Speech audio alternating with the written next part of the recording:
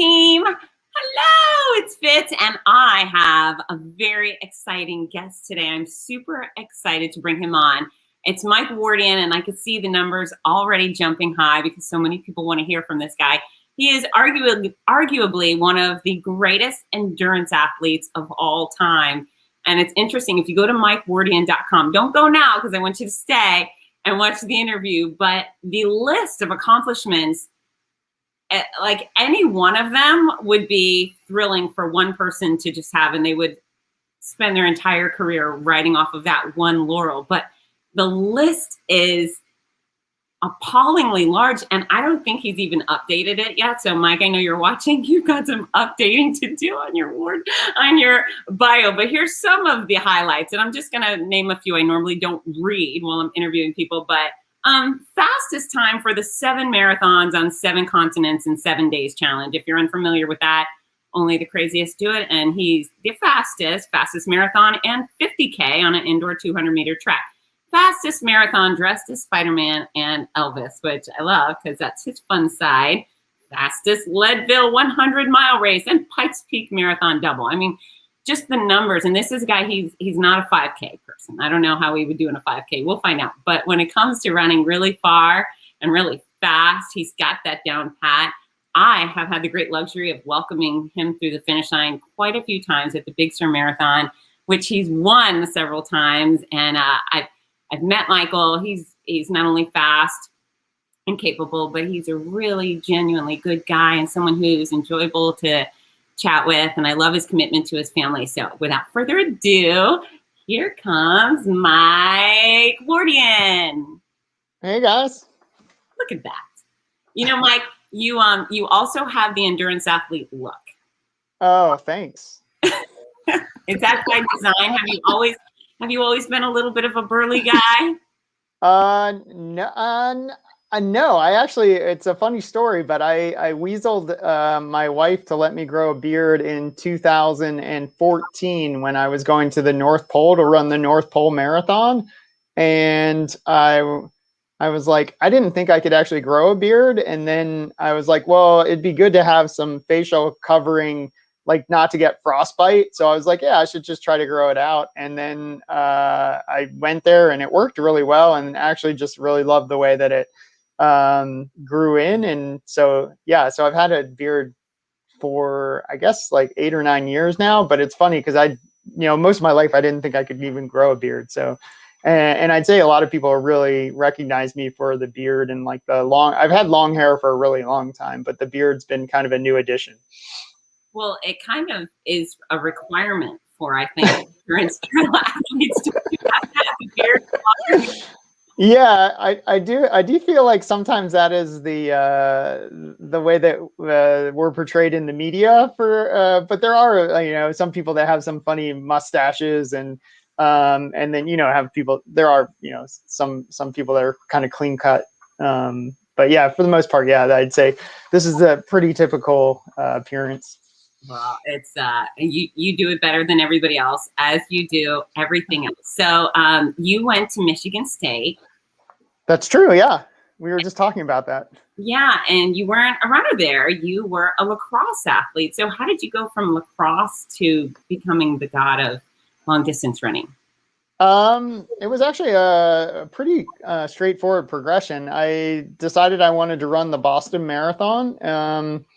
And I was lucky enough to have met somebody that had run the Boston Marathon. My friend Vince Boyson, his mom Vicky Boyson, had just gotten back, and she had her like little space blanket and her unicorn medal and like her bib and stuff. And we were having Easter, at his house, and it was the first time I'd met like a real person that had done the Boston Marathon, and it inspired me to see. I was like, well, if Vince's mom can run the marathon, then I'm a Division I athlete. I could probably do a marathon, and because it had been kind of in the back of my head, but it was something that I was like, oh, that's for like crazy people, and the people that you see in the media and on TV are super lean and like Bill Rogers or Alberto Salazar or those type of athletes. And now it's, you see the East African athletes and I just didn't think it was possible for me. But once I knew that Vince's mom was able to accomplish it, and I was like, well, can you help me? Like, I was also like just having access to somebody that, had done it. And so she was like, sure. And she gave me a packet. And so then I started training for it. And, if it said run 6 miles on a Monday, I would run 6 miles on Monday, and, a half marathon on a Saturday. And, if I would do it. And that's how I got into it. And then I really enjoyed it and sent away for my packet in the mail. Cause in the old days you had to like send them a self-addressed stamped envelope. And they would send you back like, hey, here's the packet. Basically it was like a, I don't know, like a menu for something. And you would fill out like, hey, this is my marathon time. And I was like, oh crap, I don't have a time. I just want to run your marathon. And so I decided to run the Marine Corps marathon right by my house. And I'm from the Washington, D.C. area. So like Arlington, Virginia is where I live now. But my parents and where I grew up is a place called Oakton, which is a little bit further out. And I decided to do the Marine Corps because if it went really badly, then I could just get my parents to pick me up. And it actually went really well. And I qualified for Boston. I think my first marathon I ran like 3:06 maybe, and got just under the time that I needed to qualify for. I think I was 22 or 23 when I started.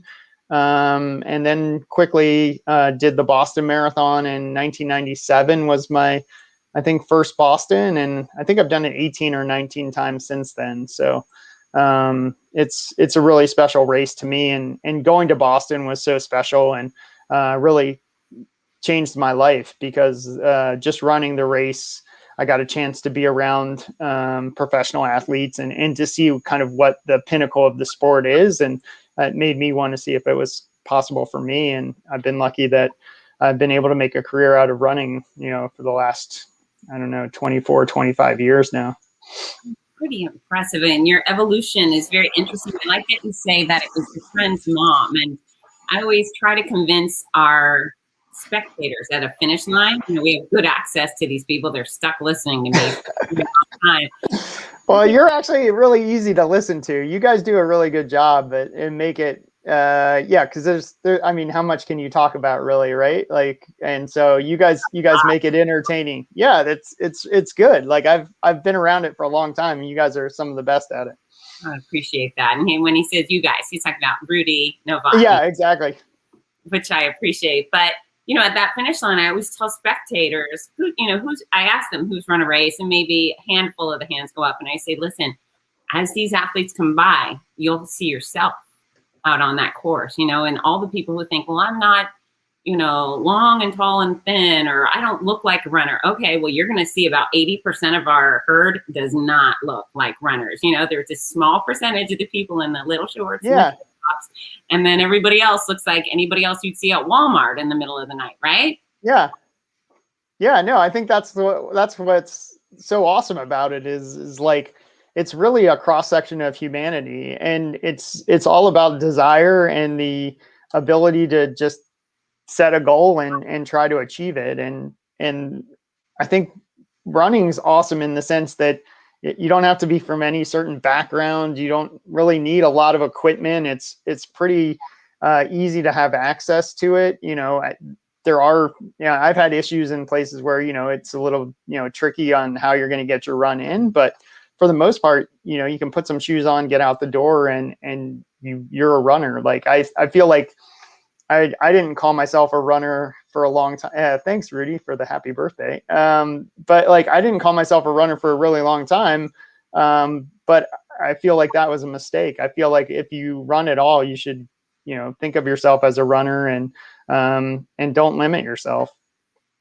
Yeah. So running has not only allowed you to be a super healthy guy, which that was my, my intention with people is come on, do something that helps you live long and live well. But running has certainly brought tons of adventure into your life. So what has been some of the most adventurous things you've done? Oh man. I've I've had like the most incredibly lucky life. I think the adventures, well, you named a couple of them in the intro. So I've been lucky enough to be on all 7 continents and win a marathon on all 7 continents, including like doing, yeah, it's funny. Somebody, a Facebook user said the Barkley Marathon. Yeah, I've done like the Barkley Marathons. I've done races across Death Valley. I've run around mountains like in Europe. There's a race called Ultra Trail de Mont Blanc. I've run in New Zealand. I've run in Australia.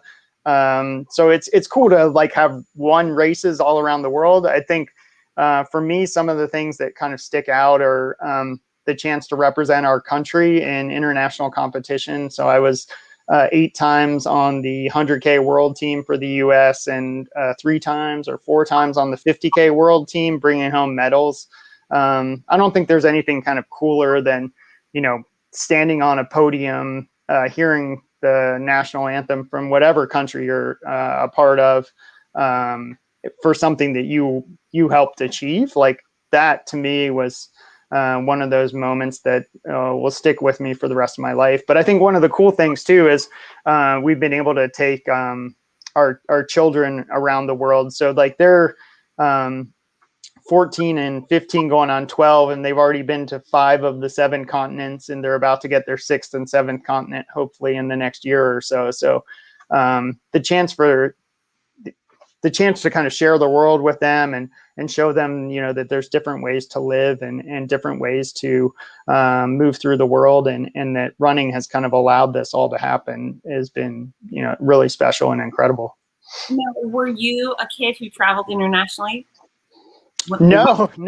My parents were, you know, pretty financially challenged, I'd say. Like we didn't necessarily struggle for anything, but we didn't have a lot of excess money for traveling. Like a big trip to us would be like going to our family cottage, like in Pennsylvania, you know? And so like, or just driving. Like my parents were big travelers, but it was always like, let's just hop in the car and drive to Florida from DC. You know, it'd be like 15 hours in the car, or like they drive like to Texas or somewhere. And so like, you know, we'd be like living out of the car and like just kind of like, yeah, it was great because it trained me to like be really adaptable. Because I think anybody that travels knows like whatever in your mind you think it's going to be like, it's never really like that. But most of the time it's probably better, but it might not be what you were expecting. And so you just have to kind of be water with a lot of things and just like be open to, you know, whatever happens. And I think my parents did a great job like instilling that in us. And it's hopefully something that we're imparting in our kids. Yeah, you know, it's very funny. You say you got in the car and went to Florida. Yeah, Florida's awesome. I just saw like that to Florida. Yeah, exactly. It's a good time. We have some comments here. You have lots of fans out there in the internet. So Jackie's a very intense runner. You would love her. She never stops. So yeah, she just 50K. Yeah, that's awesome. Yeah, she was talking. That was actually a really special day. Like she's talking about the Marine Corps marathon. They just started a 50K, and I was able to win the first one. And what's so funny is I've been trying to win the stupid marathon for like 20 years now. Like, and I've been like 10th. I've been like 2nd. I've been like 3rd. I've been like 4th. I've been, you know, 8th. But I've never been able to win it. And like, you know, and so to be able to win the 50K, it was so cool to like, you know, get the chance to like share the podium with a couple other athletes, but also just to like chance to like shake the race director's hand. Like Rick Nealis is a good friend of mine, and he's a good dude. And he's been, you know, you can't win them all, but man, it's been close. And so, you know, hopefully I can go back and do some special stuff at that race in the future too. I bet. And it needs to hurry back, right? This is Victoria's going through breast cancer treatment right now. Oh, wow. That's pretty amazing. And so she's doing her first 50K, or she did her first 50K last year. Looks like she did it last year, but yeah, she's still out there running every day. She's amazing. I was sick. I was in bed. She's up. She's active. She's crushing it. So Kudos for you. We got Yeah. different. You're very popular, Mike. We don't normally have as many comments here, but lots of fans out there. Thanks, Dave. That's really nice of you. Yeah, this is awesome, man. I like this format. Like I was saying, how this is always interesting, because when you do these things, you don't know if anyone's actually gonna come on and actually watch, and so it could just be us talking to the internet. So it's fun that we have some people that are following along. Well, we have some rabid running fans. Okay, so we're also broadcasting live to Team Run Disney Run, which is a monstrous running group on Facebook. It's like 50,000 plus. Whoa. Okay. A lot of members, and they were all flutter last night that you were the very first dopey champion. Yes, that's true. And I don't know if someone's probably broken that record by now, but it was pretty fast cumulative time. I feel like I ran pretty well for all those races. So I'm curious. I figure someone's probably bettered it by now, but yeah, you're right. And I think 2014, I was lucky enough to be one of the first people to do the Dopey Challenge. And so that's where you run. I don't know. They probably already know, but I don't know if everyone else does. I think you run a 5K on Thursday, a 10K on Friday, a half marathon on Saturday, and then you run the Disney Marathon on Sunday. And man, that was a really good time. Yeah, we our kids are a little bit older now, but I think it'd be fun to go back with them and try to see, how I could do now, based on that. And it'd be cool. Like, I'm sure that our kids could join in on some of the races now. Absolutely. And I kind of have a little hunch Disney would love to have you back. So. Yeah, that would be awesome. Yeah. I mean, hopefully, like, when things start, I feel like things are starting to open up again. Like, I'm starting to see some more chances to compete. And so, I hope that we can start getting back to doing what we love in person. Like, the virtual stuff's been great, but being around people, I think is another opportunity to kind of really push yourself to another level. Absolutely. So that's a good topic. And I also have desperately missed our races, our events, the whole experience. But didn't you do some sort of bizarro 260 something mile backyard race? Oh, yeah. Last year I did. Yeah, I did. I did one of the first, it was one of the first couple of weeks of quarantine last year, like kind of when the world shut down. So it's, I don't know if your fan base and viewership is aware, but there's a format of racing that's called Backyard Ultra. It's created by this guy named Lazarus Lakes or Gary Cantrell, and he's like the race director. Like, somebody in the comments said, like, Barkley marathons. Like, so if you've ever heard about that, it's like that race in Tennessee where you kind of run around in the woods and it's like unmarked and you're just, yeah, it's craziness. But he came up with this idea where you run 4.167 miles every hour on the hour until everyone quits. And so, like, there's only one winner and everyone else is a loser, or everyone except the second person. Everyone else is a loser. Say it. Yeah. Well, yeah, no, I expected to be the loser. No, yeah. So basically that's how there's only one finisher. So everyone else is a non-finisher. So it's really a brutal race in that, like, it's not hard. Like, that's what's so cool about it is it's not like, it's like, if you look at it on paper, you're like, oh, 4.167 miles. Like, that's super easy to do. But then if you do it like every hour on the hour without any aid in between, and you have to like go to the bathroom and eat and do all this stuff and just, be alive and moving for that long.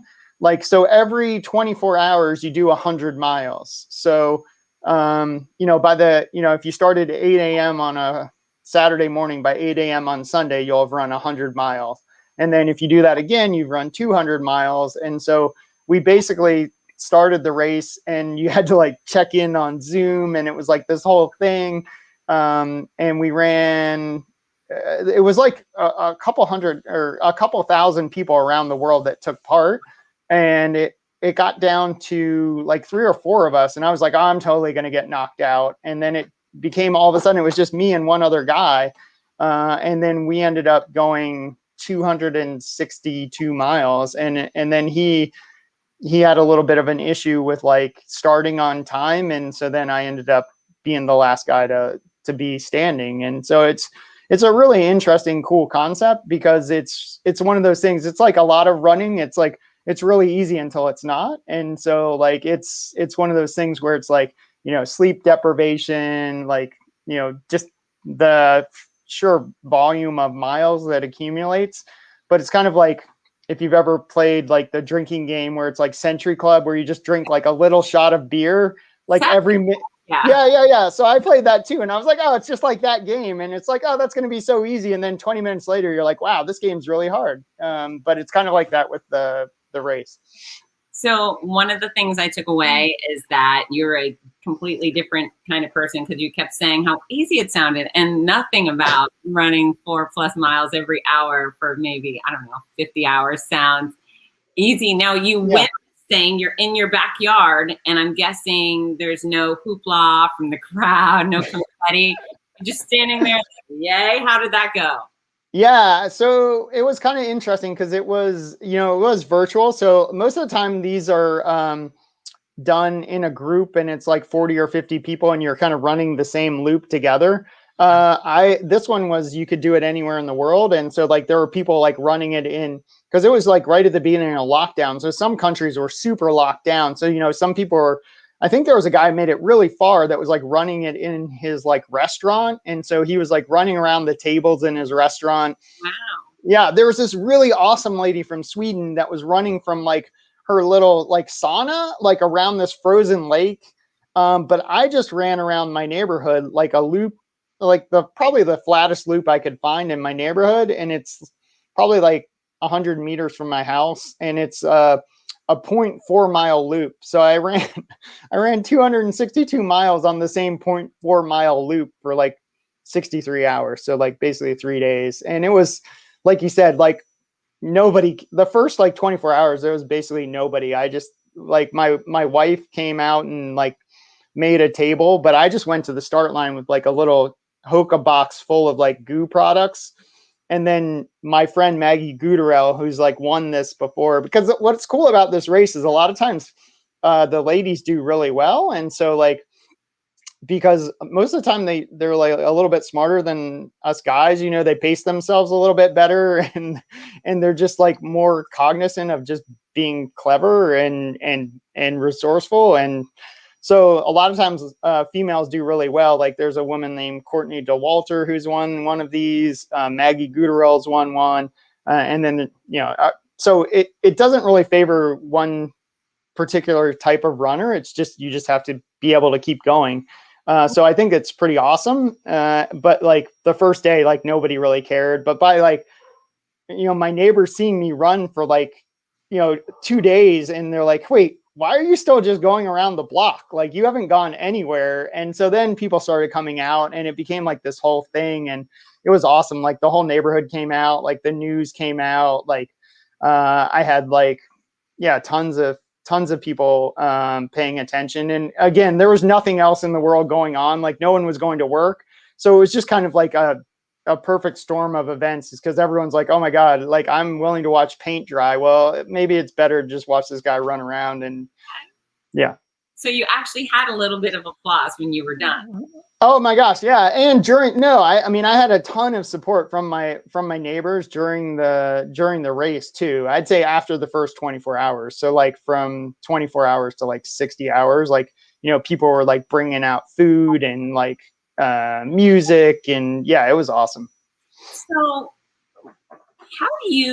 what happens up here when you're going for so long? Because just the mental fortitude to keep going, and you are the master of keeping going. It's beyond just, everything was really fun at Boston Marathon, and there was thousands of people cheering you on. It's you alone out in the woods or on a mountain or in the North Pole. How's your mental game?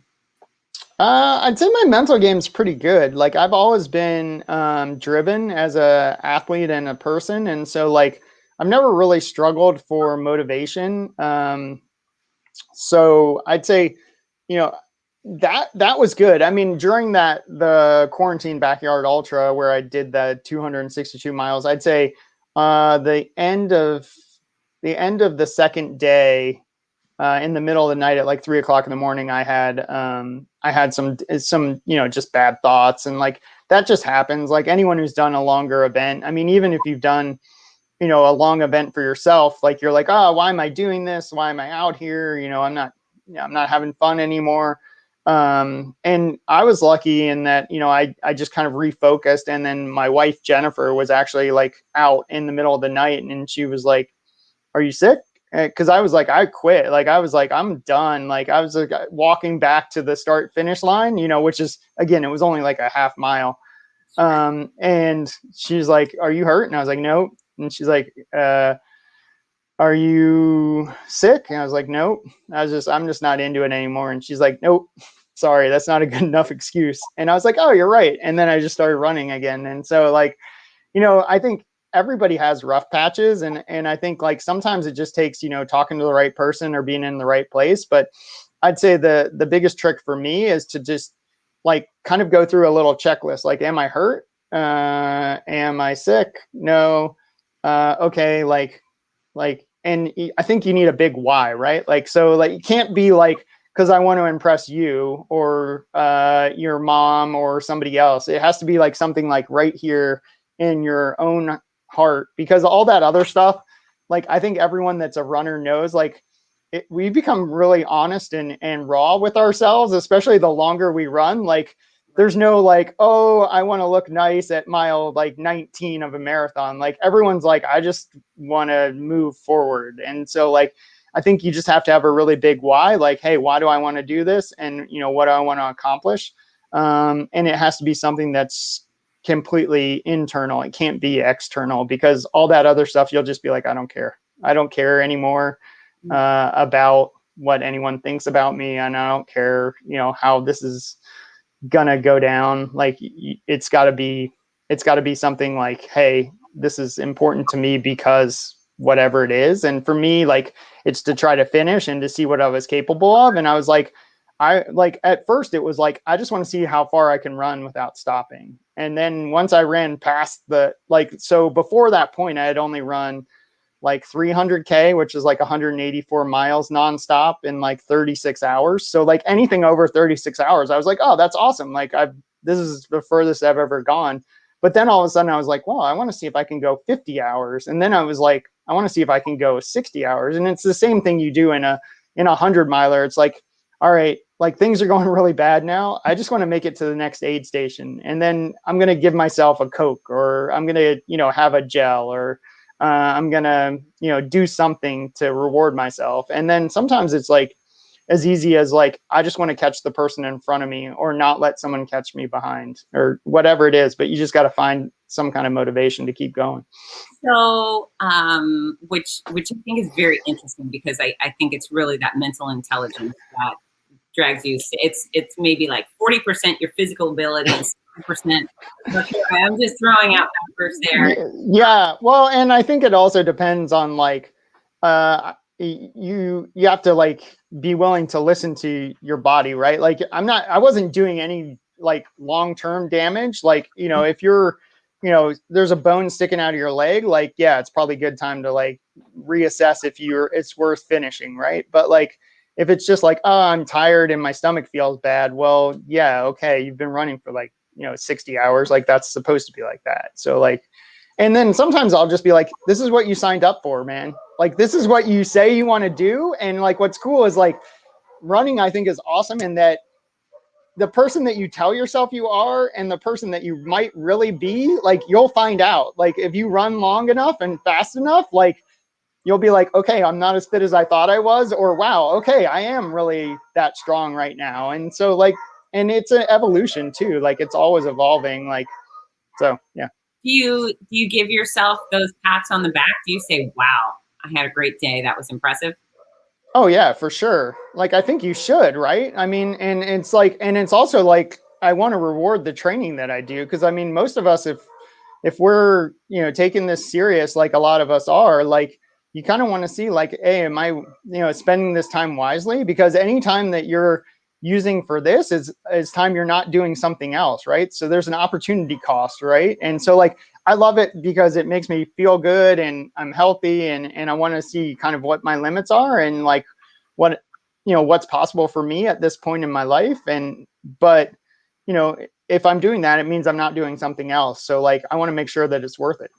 So one of the reasons I'm a huge fan of yours is not only because I'm a big fan of yours and I have the pleasure of seeing you perform and chatting with you at events, but I love following you on Instagram because I'm constantly trying to get runners to pursue strength training and stretching and balance training just as vigorously as their run training, because that will help them run further, faster, and pain-free. And you are the gold standard of that. So tell everybody what strength training, flexibility, balance training means to you in your performance. Yeah, well, and it looks like there's a question too. Someone saying, was it a double stroller? I'm taking the twins out for a half marathon. So like, I think they might have been talking about like when I set the world record with my kids in a stroller, and I did that in a single bob revolution. And I did do a lot of runs with the two kids in the jog stroller. And the issue is that you just got to make sure that they're super happy. You have a lot of snacks and that they're not fighting if you're doing a race, because like two of them, usually it's good for like 4 or 5 miles. But if you start going like a half marathon and it's taking you like an hour and 20 minutes, like you might need an iPad or something. Like, yeah, it becomes a little tricky. Like I did a race where I had the kids in the double jogger. I got a flat and I was in 3rd place and they kept throwing like crap out of the, stroller. So I kept having to stop and pick up like their loveys and stuff. And they were like punching each other. And the guy behind me in 4th, like kept catching up to me. And then I'd like pick up something and then he would like be almost like right on my tail. And then I'd like speed away. And I was like, I'm not doing this on purpose, man. I'm sorry. It's like my kids, they're just being, they're just being kids. Sorry. That's great advice. Yeah. Did not expect that advice today. So sorry. So, but about the strength training, like I love it. Like I was lucky. I met a guy named Jesse Fuller. He's a physical therapist and personal trainer. And so he really said like, hey man, you should be able to like touch your toes and like, stand on one leg. And I was like, I don't really care about that. But like, when I was playing lacrosse, I was like super into, lifting and I just got away from it when I was running for all the years. And I got back into it probably 4 or 5 years ago now. And it's been life-changing. Like, I know that that's why I can do these longer events now. And it keeps me healthy and strong. Like, I actually got hurt for the first time in October of this past year because I went and tried to lift like way more weight than I should have. So I would just caution like people, like if you are doing strength training, like it is probably good when you're first starting to like get some advice from people that have been doing it for a while. And remember like you wouldn't go out and try to run like a 4-minute mile, like, or sub 4-minute mile. And it's the same with strength training. Like, don't go and pick up like a 200-pound boulder and try to put it over like a 4-foot wall like 10 times. Like I knew that was just dumb. And like, so like, I think it's really good for your ego too. Like, depending on how long you've been running, like you're really good probably at running, but like, it's fun to be a novice at stuff. And like, I'm really open to being corrected. And I think it's made a huge difference in like being able to be strong. Like, I don't know if it's made me that much faster. Like you were saying, like 5K, like, half marathon type stuff. But I know for like, marathons, ultra marathons, like I definitely have like way more strength, endurance. And it's like, just like little stuff you don't even think about, but like, just like having your pack on and like having weight on your shoulders, like that's not a big deal. And also just like being able to hold yourself like in the right position and keeping your stride like much longer than I was able to in the past, and like way stronger on like climbs and that kind of stuff.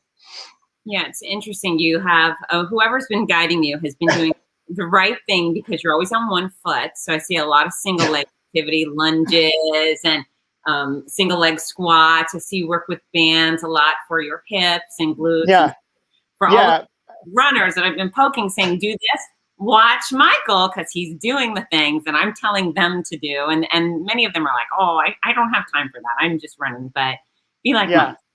Yeah, and what's weird is you don't need a ton of time. Like some of the stuff, like the bird dogs, bridges, dead bugs, like that, you only need like 6 or 7 minutes. But that being said, like I even myself, like I would do those like all the time. But like that's something like you can make a part of your routine pretty easy. You know, while you're brushing your teeth, like I'll stand on one leg or do like uh, kind of like calf raises or something or stretching like that way. It's like you can kind of incorporate it into your real life. Like when I take calls, like sometimes I'll just like, you know, touch my toes or stretch that way. So you can kind of add it in. And you don't have to like set aside like, you know, a half hour. Like that's what I think it can be like a little intimidating for people. It's like it doesn't have to be like another hour of training you're doing. And you get a lot of impact. Like within like 5 minutes, you can get completely blown up. Like I challenge your listeners and people watching, like just do max push-ups, 3 sets, 5 minutes. Like just try to do that, like, and see how many push-ups you can get. I tell you, by like 3 minutes, you're like, I'm all done. Like, you know. Well, with running, we judge our performance by length and Yeah. time, right? And then with strength training, man, you could accomplish a hell of a lot in 60 seconds. You know, try to do a plank on one foot or whatever. You know, I mean, there's Yeah, exactly. stuff out quickly. Yeah, and the reality is, looking at your resume, if you weren't training so intelligently, you should be riddled with pain. You should be the guy constantly sidelines with piriformis syndrome and IT band and plantar fasciitis, and you should have fallen down a whole bunch, but you train intelligently, and so you're able to keep going. It's just mind blowing to me the amount of miles you can put on your body without repercussion, but it's because you're doing what you're supposed to do. Yeah, and I should say, like, I've been lucky too. I got you know, during quarantine, I had to take a little break from working with Jesse because the place where we work out with was like locked down. So I started working out with a guy named Tom, and he's been great in helping me like do more like of the functional fitness type stuff. So I've started to like get into like throwing around kettlebells and wall balls and, you know, doing all the like box jump type CrossFit-y stuff. And that's been really fun too, to kind of explore like that, like dynamic, like high intensity type stuff. And yeah, man, within like 20 minutes, you can be completely like destroyed. And it's just unbelievably fun. Yeah, it's a great thing. And then this is interesting too. You're also a great example of people tell me, I don't want to strength train because I don't want to get bulky. So tell Yeah. me about that. Yeah, well, it's interesting. Like, so I'm way stronger. Like, I have one of those wee thing scales. Like, I don't know if you have one of those where it tells you like your body composition. It's like tells you like your water content. Yeah, it was actually cool. Like the other day, it was my birthday, and it was like, "Happy birthday!" I was like, "Whoa, wait, you're creeping on me!" Like, but it's like, yeah, it's really interesting. So like, it'll tell you like what your weight is, and even like doing the functional fitness type stuff, I'm still within, like, I weigh like 140 to 143 pounds, and I'm like 6 foot, and like that's the same that I weighed when I was not doing any strength training. So it's like I just have like more muscle, but like less, like just the same weight. So it's just like it's funny because my trainer was like, I just went back to Jesse a couple of days ago. He's like, "Wow, you've put on some muscle." I was like, "Yeah, thanks." And I feel like kind of like muscly, but it's like runner muscle. It's not like real muscle, you know. It's like, no, it's real. It counts. yeah, but it's not like those, like, you know, those real guys that like throw around like big weights. But and I don't feel like it's made me any slower, and I definitely don't feel bulky at all. Like, and I just feel like I'm just way stronger.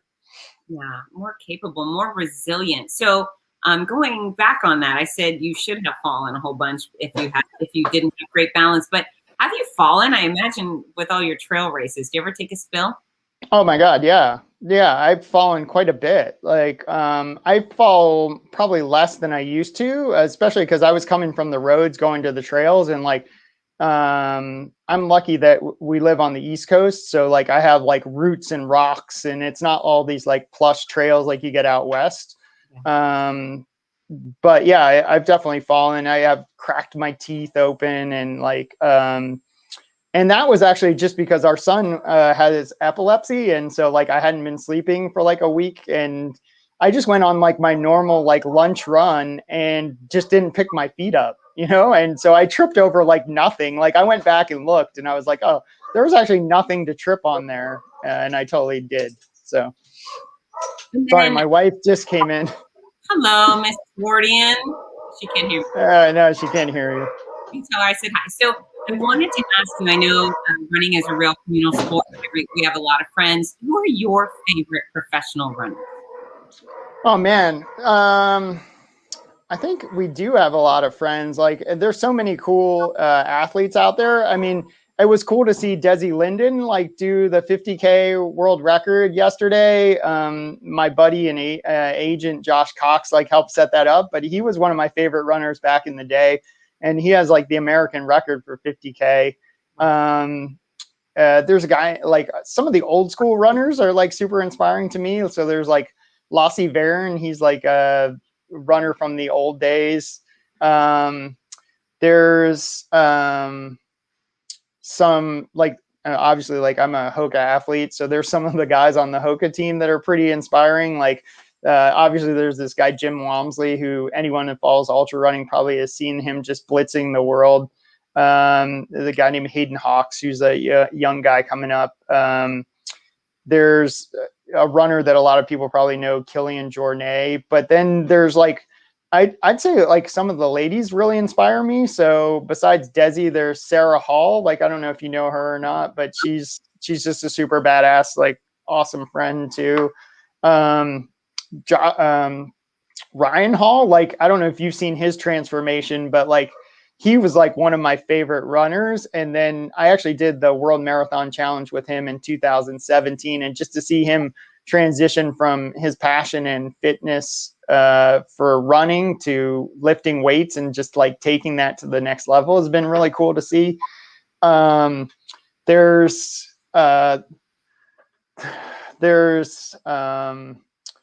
a woman in South Africa. She just set a record that's been really awesome. I'm blanking on her name. It's like Gerta, I think. She just ran like 2:25. That's been cool to see. Alfina for Hoka, she qualified for the Olympics, which was great. So I'm going to ask you to pause right there because you've mentioned Hoka a few times, and I want to go there because Hoka has been your sponsor for quite a while. Yeah. Tell us about your sponsors, what companies you work with, because we want to support those companies that support runners. Oh, sweet. Okay, that would be awesome. Yeah, I have a laundry list. So, you know, there is quite a few. But yeah, Hoka has been a big supporter of mine. I've been with them since, I think, 2012 or 2013. I also was sponsored by T-Mobile, which is really cool because I'm like one of the... I am a T-Mobile person. Yeah, me too. It's such a great thing. 20 years with T-Mobile, and they haven't always had the best reception, but they have the best service. So I can't leave them. I love T-Mobile. Very happy. Yeah, so they've been really good. Like I've been surprised. Like I've like done FaceTime calls from the middle of the Gobi Desert, like running 400 kilometers. Like I called my wife on my T-Mobile phone and was like showing her the dunes and like. And this was like day 3 of like running in like the middle of nowhere. And she was like, I feel like it was her or my mother-in-law was like, aren't you in a race? Like, shouldn't you be like running? And I was like, oh yeah, I just wanted to check in. Like, I missed you guys. And they're like, yeah, but you could be going faster, right? That's right. And then I work with Nathan. So I don't know if you know them. They're like handhelds and hydration. Goo Energy, which has been a sponsor of mine from like way back. And then we've been working together for a while. Injinji, the socks, like the toe socks. Great socks. So yeah, so I don't know if you know them. Compersport, they make like compression stuff. Okay. I work with Big Spoon Roasters, who are like a nut butter sponsor. So it's like gourmet homemade nut butters. Squirrel's nut butter, which is actually like lube, so it's like not to be confused with the Big Spoon. I was actually going to ask you, where's the weirdest place you've ever chafed? Are you a chafer? Oh my God.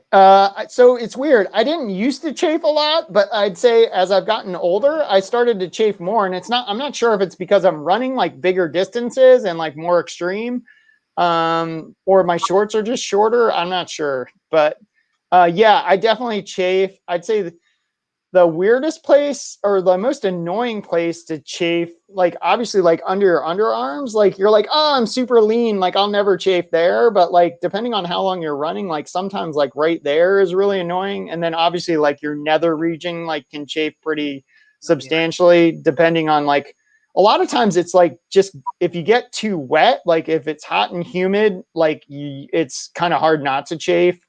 I've gotten like obviously the nipple chafing. Like I usually just tape with like KT tape over my nipples. So that's coming off. That can't feel good. mine doesn't normally come off. Like I've even used duct tape. Like you can use pretty much anything like that. Taking the tape off. That's gotta feel. Oh, taking the tape off. Yeah. Sometimes you can just take a shower and it'll just come off. Like if you soap it up, usually it won't come off like with sweat, but like soap it up. I work with a company called MedStar Health. So they do like, they have a bunch of hospitals. So like Georgetown Hospital Center, but they do a lot of partnerships with like runners, like trying to keep people healthy. I don't know if you do anything with Inside Tracker. They do like blood testing. So you can kind of. No, I've heard of them. Yeah. So it's pretty cool. They work with a lot of like the NBA baseball guys and then a bunch of runners. Polar, so heart rate monitors, and so like I've got my Grit X on, but like I have the Vantage that I've actually had that, like I was gonna give that to myself as like a birthday present. T8 underwear, I don't know if you've tried those guys, they're out of Hong Kong. If not, but they make like really nice like running underwear, which is cool. Ultra X. Hold on, I'm gonna pause you on the underwear. Yeah. Actually did a live stream the other day and we were talking about it. So women have sports bras and we talk about the sports bras a lot. There's always lots of conversation about controlling the most. Yeah. Well, my sister is a runner too, and that's like her pet peeve is just like no good sports bra. Like, and maybe someone solved that, but yeah. Yeah, there are good sports bras, but then I was thinking about guys. There's got to be some sort of supportive underwear thing. And not being a guy, and guys don't talk about it, is this underwear brand the support guys need so things don't get in the way while they're running? Yeah. I mean, it works for that too, but it's also nice to like cut down on chafing. So it works really well. It's T8, like the number 8, and then like T. Then I work with a company called Ultra X who does like stage races all over the world. Like they're a British company. They're really cool. And then Stoked Oats, they make like oatmeal. They're a Canadian brand. So they have a bunch of like really nice oatmeals. And then I got a sponsorship with a taco place here called District Taco. So that's been really cool. So like I don't know if people follow, but last year I ran to like all their shops in the area. Yeah, you did. Yeah. Taco shop. Yeah, and I ate a taco at each one, but it was like 100 kilometers, like in the middle of the summer. So that was tricky, but awesome. So with your silly side, which I love, because apparently running 100 miles and 7,000 miles as you do is serious business, but you also do some silly things. So what inspired you to do, a marathon dressed as Spider-Man and Elvis? Well, Spider-Man, like I just saw there was a guy named Ian. So he had done a Spider-Man world record, and I was like, I could probably beat that. And so I was like, hey, I'm gonna try that. So I did, and I got the record, and I was like, oh, wow, that was really fun. And then I was like, oh, maybe I could do Elvis. That one looks like a fun one too. And so I did Elvis, and that was actually one of my favorite.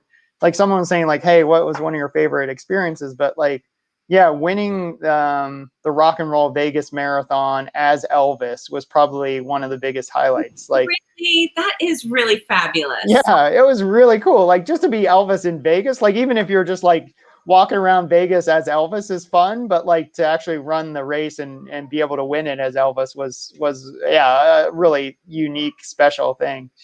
And did you give everyone the hey babies? Of course, man. Yeah, it was really crazy. Like I really did not expect to win. I was just trying to get the world record, and then I ended up, being able to win the whole race. That was just crazy.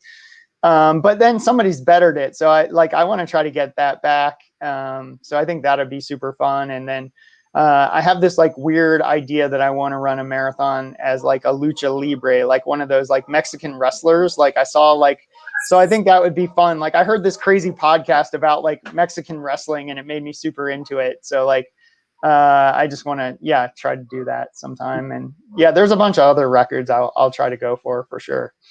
Well, you know, when you can do a marathon so easily, it's like, let's just throw this one in the category of costuming or whatever. Yeah. Are at LA Marathon, which Rudy and I announce every year. We have tons of Elvises, I guess Elvi, and then also have tons of lucha libres, the Mexican wrestlers, and I believe they're authentic. I think these are actual Mexican people in their regalia, and it's incredible. It's very right. Well, it was funny because I was like, wait, is that like appropriation if I like run the race and I'm not like, and I was like, I don't know. I think it's just kind of fun. Like it's just like a costume, like so. But yeah.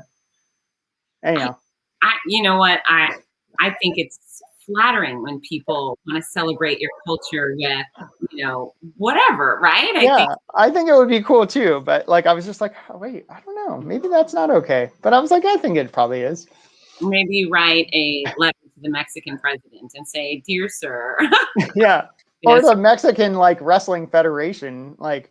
Or Santos. That's the guy that I want to be. He's like the guy that battles like vampires and stuff as a Mexican wrestler. And that's the crazy podcast I heard. Okay. I bet he would be very proud to have you run in his. Yeah. Okay. So we're down to our last 10 minutes. So I want to do a little bit of a lightning round. Ooh, okay. I'm going to start with what are your, and I know it's probably hard for you to choose, but favorite running shoes specifically? Right now I'm really loving the Hoka One ring cones. Like those are the ones I've been training a lot in. I'd say for racing it's probably the Carbon X. That's been really good for me, the Hoka One Carbon X. And for the trails, I use the, again, like I'm sponsored by Hoka. So like it's going to be a lot of Hokas. And then, the Hoka Evo Mafate. Those are like my Goldilocks trail shoes. I can use them for like 5Ks all the way up to like, 200 milers. They're fantastic. And if you do 200 milers, are you one of those guys who changes shoes every 50 miles or so, or do you just wear the same pair? So it's weird. So I've done it a lot of different ways when I've done some of the longer races. I feel like what I've recommended to the people that I coach is like that it pays to like have the shoes there if you want to change them along with your socks. Like sometimes it can kind of give you a new life.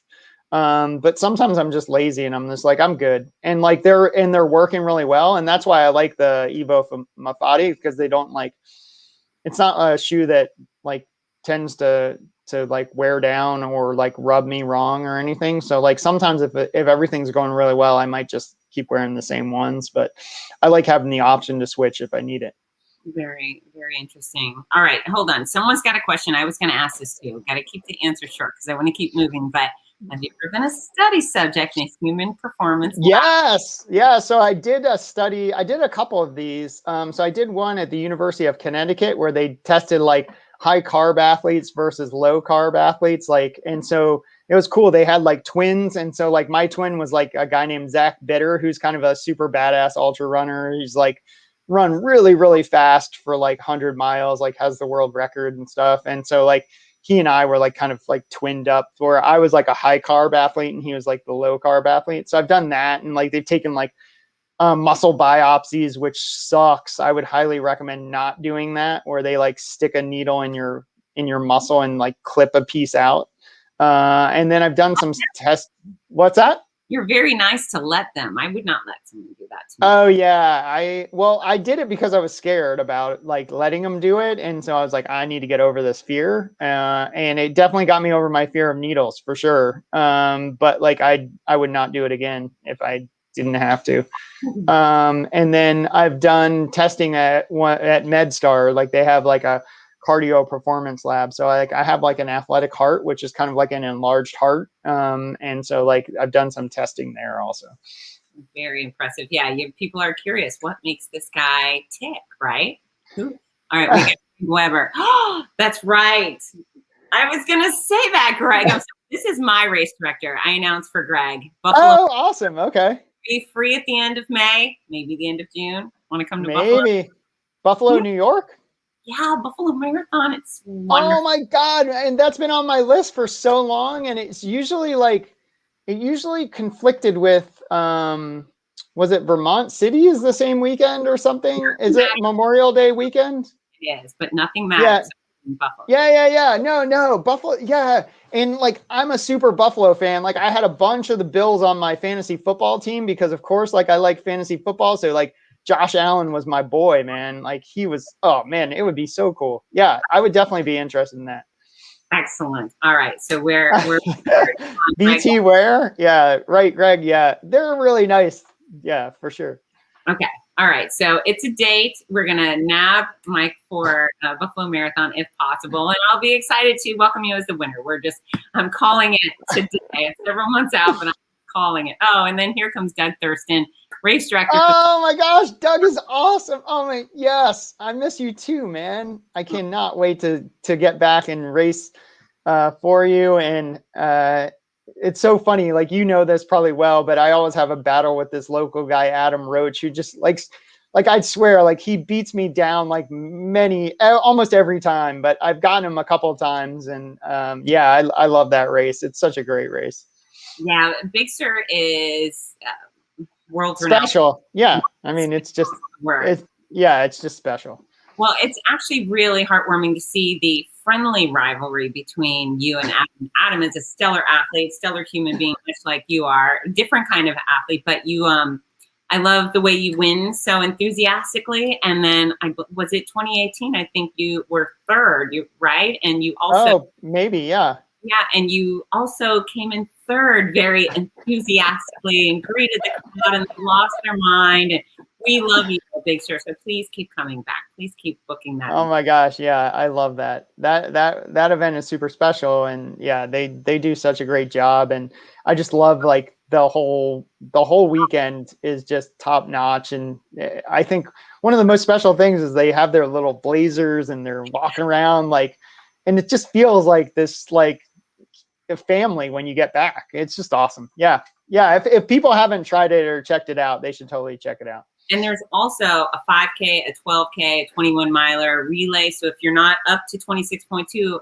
I get it. That's a beast of a course, but there's all these smaller distances that really everybody. And there's a walk also. Like, I think that you can also walk. Yeah. Yeah. But I mean, I think the 22 miler might be 21 miler might mostly be walking. So, like, it's cool too, because you kind of get to run, through those people. And so you get, like, built-in cheering section because there's not a lot of spectators on the course. So that's right. Oh, and people love seeing the winners come by.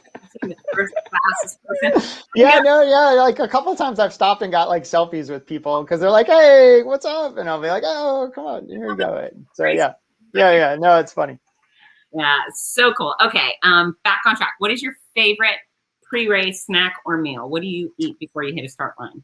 Usually it's 3 hours beforehand. I go with oatmeal and then some almond butter with honey. So it's like the big spoon almond butter. And then right now it's the stoked oats. Like, those have been sitting really well with me. My favorite flavor of those is Bucking A. So it's like it's like a horse one. They're really good. Like, they have, like, a little bit of cinnamon and stuff in them. They're pretty awesome. Carbohydrates, protein, keeps you going. And then what do you eat along the way? I'm guessing it's food. Yeah, it's up to, like, of course, like, I'm so obtuse and verbose, I think, but, like, it's like, it depends on, like, how long I'm going. Like, if it's up to a marathon, it's a gel or a goo every 4 miles or so. And so it's like six goos over the course of a marathon. And then if it's a little bit longer than that, then I'll do, like, probably up to, like, 50 miles. It's mostly, like, goos and some water. Anything over that, it's going to be, like, some probably, like, Roctane or something, which is like a goo product, but it's like some kind of, like, liquid calories that I can consume. And that seems to work pretty well. And then if it's like a mountain run or something like that, where I'm moving slower, it'd be, like, more like real food, like avocado, salt, maybe some soups and that kind of stuff. Do you ever take food from strangers on a course? Like, Yeah, totally. Yeah. And sometimes I'll just graze at an aid station or something. So yeah, for sure. But like, if you and I were running, like I would totally like give you a gel or if I needed a gel, like, yeah, I definitely, I'll always check with people. Like I usually have like, like, I don't know if you're like my father-in-law always has like a spare 20 in his pocket, but I just have a spare goo now, like that I always just keep in my sack just in case someone needs it. Just so you know, if Favorite we're stuff. running together, you would have to give it to me because I run hungry. I always get hungry going. Yeah. No, I'm willing to share for sure. Thank you. Favorite sock? Injinji. So I really like the Injinji, and there's a couple of them. The Ultra Run is really nice. That's just come out. But yeah, they're all pretty good. Like, and there's actually, I do something that's kind of weird is I use it's like their hiking sock, but I use that a lot in my longer ultras. So I use it with the toe sock liner, and then it's kind of a thicker sock on top of that. And I started doing that when I ran across Israel in 2019. And I was like, oh, this is weird because it's going to be so hot, but it actually worked really well. So yeah, it's a weird combo, but I really like it. All right. In Gingy. Now, after a race, do you stop by the festival and have a beer? Are you not? I'm not a big drinker, so it's funny because I love everything about it, but I'm just not like a big drinker and so I'm not usually doing that, but I'm usually like spending like $15 on like a fresh pressed juice. That's kind of like my treat. So when I treat myself, that's what I do. Press Yeah. wild thing. Yeah, I'm so crazy. But there are some like good non-alcoholic beers. Like I've done like the Athletic Brewing has some.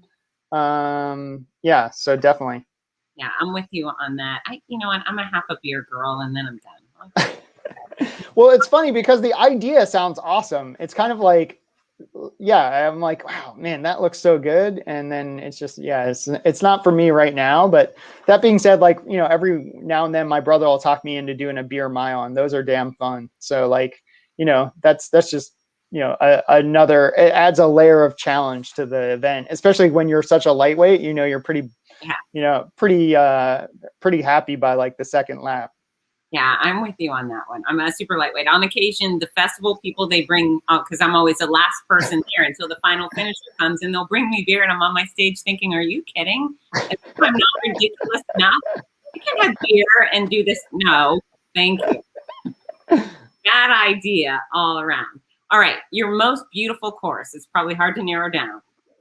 Well, besides Big Sur and Boston, like as far as like road or trail or just anything. You've done all of them, I think. So which would be the most? Well, I've been saying this one, and I'd say for me, it probably has. It was in Antarctica. It was probably one of my most beautiful days running. It was just probably perfect conditions for the first like 20 miles, and then it got kind of dodgy. But like it was like mountains. You're kind of like on this just pristine desolate landscape, and it's only you and the sun was kind of just streaking through the clouds. There's these like big sunbeams busting through the clouds, and I'd say that for me that was one of the most memorable, beautiful times. And it was just kind of me. I couldn't see anyone because I gotten ahead of like the group, and I was looking just like, wow, I can't believe I'm here. And it was absolutely stunning. It was, it wasn't, there wasn't anything really there, but it was just gorgeous. And so, yeah, for me, that was probably one of the best courses I've ever been on. And it was only like, it was like a 10K loop that we did like 4 and a little bit more times. And, but yeah, it was awesome. It sounds like worth seeing at least 4 times each loop. Yeah. No, it was magic. Now, which of the courses you've done is the most intimidating? The Barkley marathons. Okay. I've done that race twice, and I've gotten lost both times in the first like couple miles, and ended up like huddled in a cave like hypothermic. And so like that race it shouldn't be as hard as it is, but yeah, I've got a lot of work to do to get around that course in a better time. And so yeah, every time I go there, I'm just like, man, this is really shouldn't be this hard, but it is. Yeah, well, when they send you off with not much of a game plan. There's no little yellow cones pointing volunteers. No, there's no volunteers. There's no aid. They just send you out in the woods and say good luck. All right, we're throwing in an extra question because this one seems like people need to know. Wound care for feet.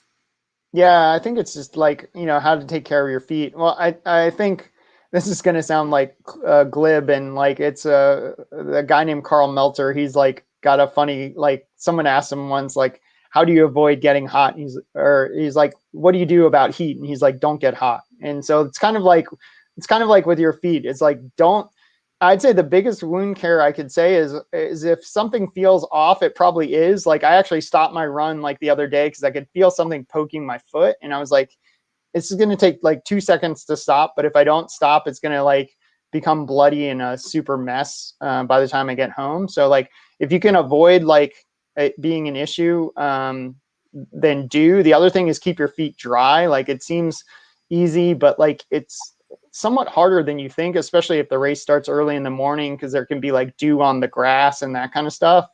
So if you can keep your feet dry, that's a big deal. Also, don't like pour water on your neck and stuff, and it'll just run down your body into your socks and into your shoes. Change your shoes. But okay, say all that stuff went awry and you have like a problem, because that's going to happen no matter how long you run.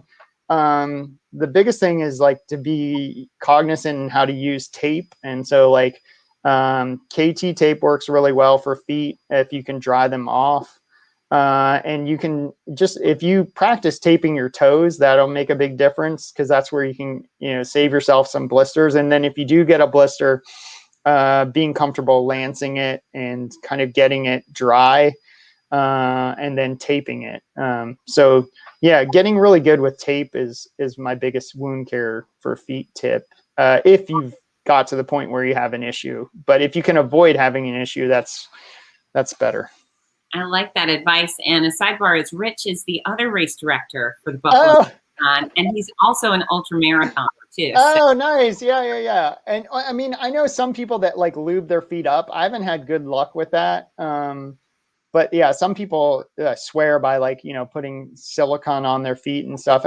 For me, it seems to like make you move around in your shoe too much. And also like having shoes that fit properly. Like sometimes they'll tell you like, if you're doing a long run to like, get shoes that are a little bit bigger. And I find that actually makes me get more, he says he has bloody feet from Sunday. Yeah, man, it's the worst, man. Having messed up feet like just makes everything suck. So yeah, like getting shoes that like, and sometimes even just like taking out the insole of a shoe will let you sit a little bit lower. And so like that'll like, so if you're getting like a hot spot on the top of your toe or the side of your foot, like sometimes you can kind of take the insole out. And then the other thing you can do is just cut the side out of your shoe. So like there's a lot of things you can do. Oh yeah, 3 hours. Yeah, that would totally do it, man.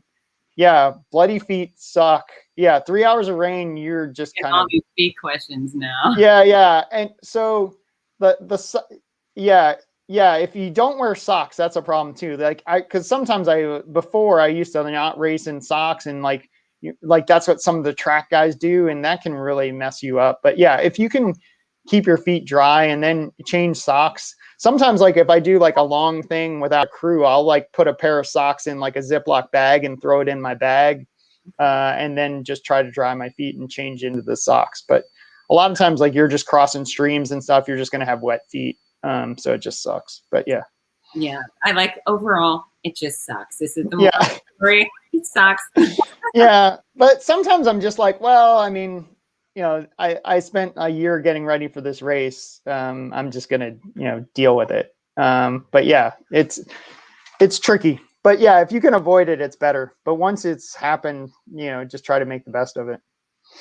Now, this is a little offside, but what's your favorite type of music?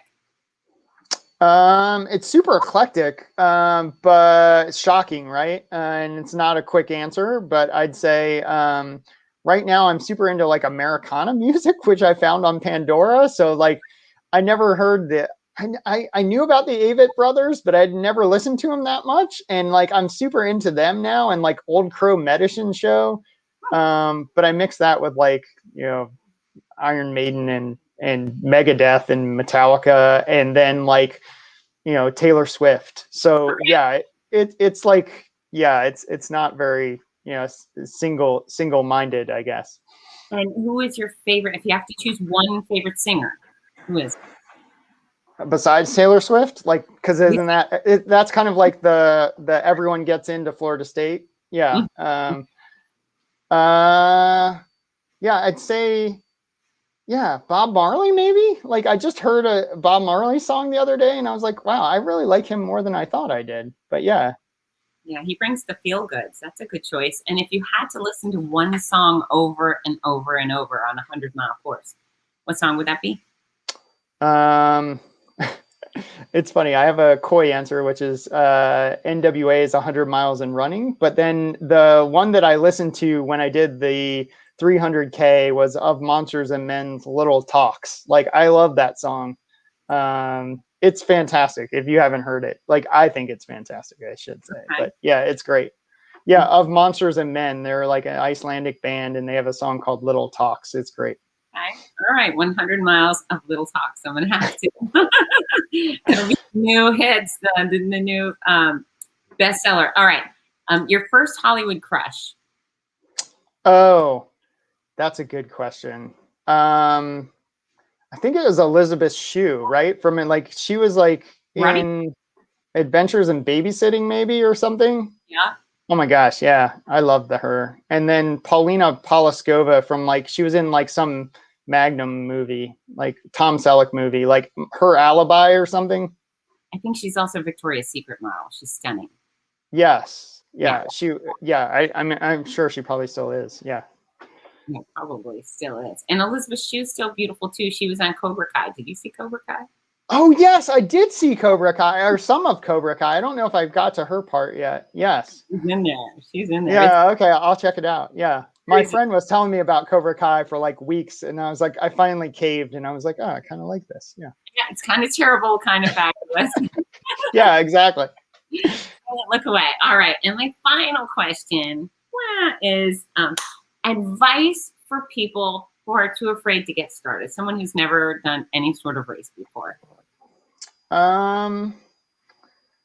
I feel like if you can find a friend, like, that's super helpful. Like, so a lot of times, like, it's just you're afraid that you're going to be the only one, but there's so many groups out there. There's so many, it's been trickier with COVID, but like, I'd say one of the biggest things is try to find a community. And like, most of the time there's going to be a running store in the area, and they probably have group runs that you can join, and there'll be people of all levels. So like, don't think it's only the people, like you were saying, and I've said, like, in the short shorts and the singlets. It's, it's people that are, just couch to 5K, or maybe used to run and are getting back into running, or just excited about trying something new. So like, don't be afraid to get started.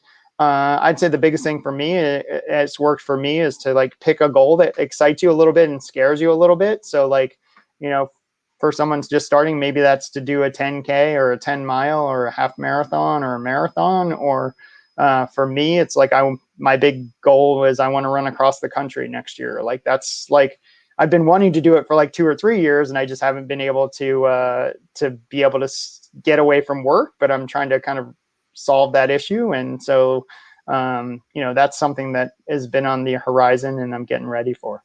That's really exciting. How long do you think that'll take? Well, I thought I was going to be able to work and try to do it, and it's just not possible. And so I was like, oh, it'd be cool to do it in like 50 or 60 days. But if I can take the time and go for the record, I think that would be cool. And so the record's around 42 days. So it's about 70 miles a day. So, I think if everything goes right and I have the fitness, and I'll try to go for the record, and that would be about 42 days. But just doing it would be cool. Like, I don't care if if I don't get the record, no big deal. But if, it'd be cool to try. Well, Michael, you are such a great guy, and you're an incredible champion. And again, I've got, like, I printed out MikeWardian.com. He hasn't even updated yet. So maybe this is going to kind of update your website. People don't even like go, like, I would recommend if people were gonna, they could check out my Instagram and Twitter and Facebook, because like, I feel like it's almost like funny to have like a face or like a website now, because like, I feel like no one ever goes on your websites. But yeah, you're totally right. My website's like so out of date, because I'm like, oh, if people are going to follow me, they're going to follow me on like Instagram or something else. But yeah, you're totally right. I should update that. Well, and not to pick, but yeah, I mean, already the list is so long, and it doesn't even include the past couple of years. It's obnoxious. Like, oh my God, it doesn't even have good stuff like that. And it's appallingly awesome. That's great. Well, so thank you. On Instagram, you're at Mike Wardian. Yes. And then Facebook? It's just I think it's athlete page. So I have like my normal page, but it's like full. Like, I don't know if you have that same thing happen. Like, I think if you get to like a couple thousand people, it's like you have too many. You got to be in personality or something. So like, I have it's just Michael Wardian. If they type that in, they'll see like a picture of me like running across. It might actually be Big Sur. I think it might be like that finish line photo. So you were probably there. And then at Twitter, it's just Mike Wardian too. So, and then I'll plug our dogs too. My wife does an awesome job with our dogs. So we have Rosie Vizsla runs and Bash Vizsla runs. So if you want to have some Vizsla content in your feed that makes you laugh, I'll recommend that. Awesome. Well, thanks, Mike. I'm hoping that I get to see you in Buffalo. First of all. Oh yeah, that would be great. Yeah, it's weird. It's hard to know which races are still like happening. So Buffalo, even better. That's the Ruffalo Stampede. We have a dog race there, which is epic. Oh, so, are you serious? There's a dog race? Wait, is it the same weekend? Yeah, it's on Saturday. Ruffalo Stampede. So we do a 5K on Saturday. Kids races, dog race. It's a 1K, Mike. So get your dogs ready. And oh my gosh, that would be amazing. Yeah, I've been wanting to do Kano Cross, so that would be like, that's just a regular. So my dog, just to like, I know you got to go, but like my dog is the 7-time champion of the Arlington Turkey Trot, which has a dog division. So it's a 5-miler, and her PR is 26:30. So Rosie, Rosie, she hauls butt, man. So yeah, so she likes to run with the Africans for the first like 3 miles, and then we usually end up like right in front of the first ladies. So it's pretty funny. That's incredible. That's incredible. All right, so you and I have a date. I make the noise, you win the race. Oh, I got to get some fitness before then, but I've been going to the track, so I've had like my second or third track workout. But yeah, I'm definitely coming back, and I appreciate you guys having me on, and it'd be fun to hang out with everyone. Of course. Well, thank you again, Mike. This has been awesome, folks. If you haven't done so already, go to Instagram right now at Mike Wardian. And then you can also follow my noisy self at Fitzness. And we'll see you guys next time. All right. Bye, guys. Thank you.